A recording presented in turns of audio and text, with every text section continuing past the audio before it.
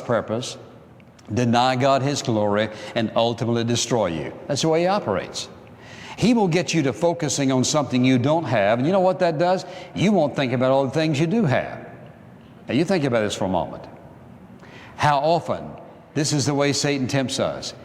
He brings us to the point of bracketing out everything else around us and pinpointing one particular desire or need we have. And what happens? We get so caught up in that need, so desirous of that, such a strong feeling about that, we forget all the wonderful things that God has around us that He's provided. But you know what? That's His strategy.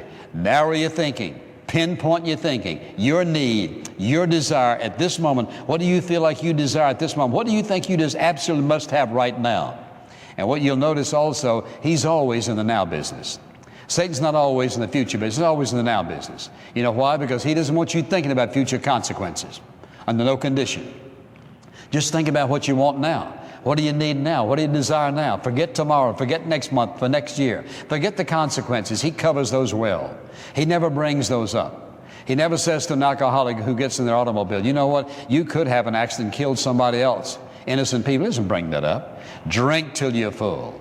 And you could take every single sin.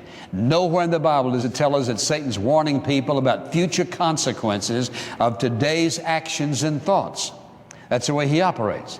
And he always, listen, he narrows it down because what he wants us to do, he wants us directed toward what? Toward one single need, one single desire that we have, so that what happens is we forget the rest. Now, second strategy I want you to jot down is this, and that is that Satan chooses his time. There are times when you and I are the most vulnerable to satanic attacks. There are times when it won't work. There are times when it will work. Satan knows when you and I are the most vulnerable to sin. He knows those moments when you and I are the most likely to say yes. He knows exactly the right timing. So do you remember that word I've given you over and over again? And let's see how many of you remember it. And because somebody's always bringing up, I meet people everywhere. In the airport you mentioned, they'll say, you remember that word you gave us? So let's see how many of you remember. What's the word? Halt. How do you spell halt?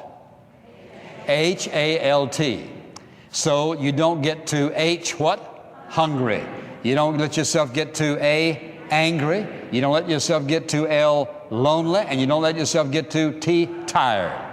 You say, well, now what's that got to do with temptation? Well, just think about it. When you get too hungry, you feel weak. Don't get too angry. If you have any smarts at all, you will not make a decision when you're angry. 99.9% of the time it's going to be a wrong decision, making out of the wrong motive. So watch out when you get angry. Don't get too lonely. You get lonely, what happens? You start looking or thinking or imagining or whatever it might be.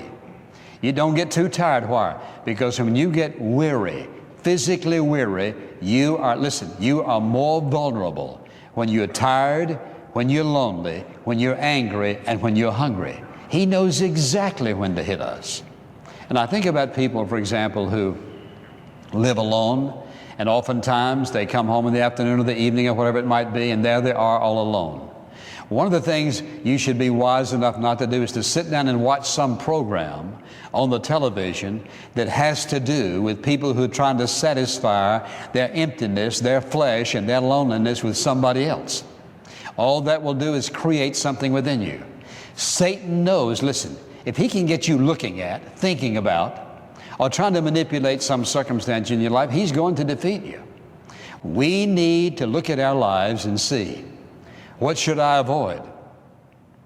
What should I be careful about? What's the environment in which I am the most susceptible to a satanic defeat? And whatever it is, it needs to be corrected. And you see, nobody else can correct it but you. But you need to examine that. And you may sit here and listen to this message and say, well, I'll think about it. I'm telling you, you're going to get defeated. You're going to get whipped because you're dealing with a master technician when it comes to defeating God's people and the unbeliever. He's got thousands of years of experience, and history will prove the greatest